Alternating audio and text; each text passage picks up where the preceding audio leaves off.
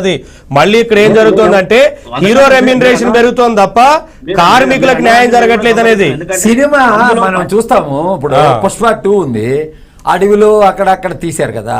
ఇప్పుడు ఈ cost of production మనం ఒక లెటర్ ఇస్తాం, ఫస్ట్ మాకు రేట్లు పెంచేయండి, మా కాస్ట్ ఇంత అయిందని ఇస్తాం. అది హీరో రెమ్యూనరేషన్ యాడ్ చేసి చెప్తారు. చెప్పేటప్పుడు ప్రభుత్వాలకు ఇచ్చే కాగితాల మీద రిప్రజెంటేషన్ మీద హీరోలకు ఇచ్చే రెమ్యూనరేషన్ కూడా చెప్తారు. కానీ సినిమాకు వచ్చి సినిమా ఖర్చు పెట్టి పెద్ద పెద్ద సెట్లు వేసిన సినిమాలు ఉంటాయి చూడండి. ఇప్పుడు బాహుబలి ఉంది, దానికి కాస్ట్ ఆఫ్ ప్రొడక్షన్ మనకి విజువల్గా చూసేటప్పుడు కనిపించిపోతుంటుంది. ఇప్పుడు ఇక్కడ వచ్చింది ఏంటంటే, ఇప్పుడు పుష్ప 2 ఇవన్నీ ఉన్నాయంటే వాటిలో విజువల్గా ఏం కనిపిస్తుంది మనకి? కనిపించేదానికి ఏముండదు. అడవిలో తీసిన సినిమాలు కదా, కాల్తారా కానీ కేజీఎఫ్ కానీ ఏదైనా కూడా అన్నీ కూడా అట్లా తీసిన సినిమాలే కదా.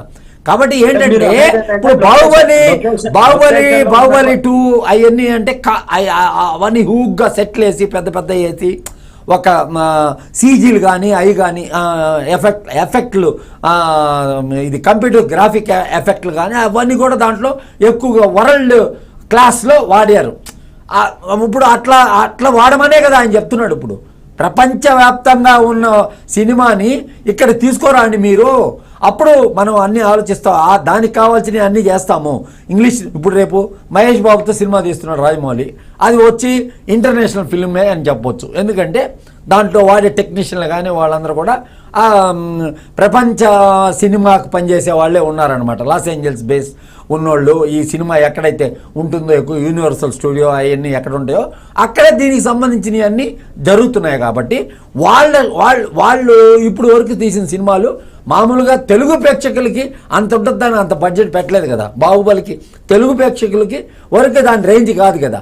మొత్తం అన్ని ఊర్లలో చూసేదానికి చేసుకుంటున్నారు. కాబట్టి మీరు ఇక్కడే ఎందుకు పర్టికులర్గా రేట్లు పెంచుకోవడం? ఇప్పుడు ఇండియా మొత్తం రిలీజ్ అవుతున్నాయి మీ సినిమాలు. ఇండియా మొత్తం ఇంతకుముందు రిలీజ్ అయ్యే కాదు. ఇప్పుడు పవన్ కళ్యాణ్ సినిమా ఉంది, ఇండియా మొత్తం రిలీజ్ అవుతుందా? రిలీజ్ కాదు, రిలీజ్ అయ్యే అవకాశం లేదు కదా. కాబట్టి ఏంటంటే మీది ఇండియా మొత్తం అంటున్నారు, మీరు పాన్ ఇండియా స్టార్లో అని అంటున్నారు. అన్నప్పుడు మీరు అన్ని దగ్గర కలెక్షన్ రూపంలో వచ్చే తీసుకుంటున్నారు. కాబట్టి ఇక్కడున్న మన తెలుగు జాతిని ఎందుకు మీరు ఇబ్బంది పెట్టడం? ఎందుకు రేట్లు పెంచి ఇబ్బంది పెట్టడం? పెంచిన దానివల్ల అక్కడ వస్తుంది కదా మీకు మీ హీరోయిన్లు డైరెక్టర్లు. ఈ పాయింట్ ఓకే కదా. మురళి గారు ఏం చెప్తారు ఈ పాయింట్ మీద? ఇప్పుడు అదే రేట్ ధరలు పెంచే విషయంలో ఒక క్లియర్ పాయింట్ ఒకటి రేజ్ చేశారు సార్. ఒక్క నిమిషం బాలు గారు, మురళి గారు ఒక మాట చెప్తారు. ఒక్క నిమిషం సార్. ఇప్పుడు క్రికెట్ మ్యాచ్లు ఉంటాయి, ఐపీఎల్ మ్యాచ్లు ఉంటాయి. ఒక్కొక్క దగ్గర ఒక్కొక్క రేట్లు వలుకుతుంటాయి ఐపీఎల్ మ్యాచ్లు. సరే, అదొక రంగం, క్రీడా రంగం. ఐపీఎల్ మ్యాచ్లు ఆడుతున్నప్పుడు ఒక్కొక్క దేశంలో ఒక్కొక్క స్థాయి క్రికెటర్ మ్యాచ్ ఒక్కొక్క రేటు పెట్టి ఐపీఎల్ టికెట్లు అమ్ముతారు. దాన్ని ఎట్లా సమర్థిస్తుంటారు మనం?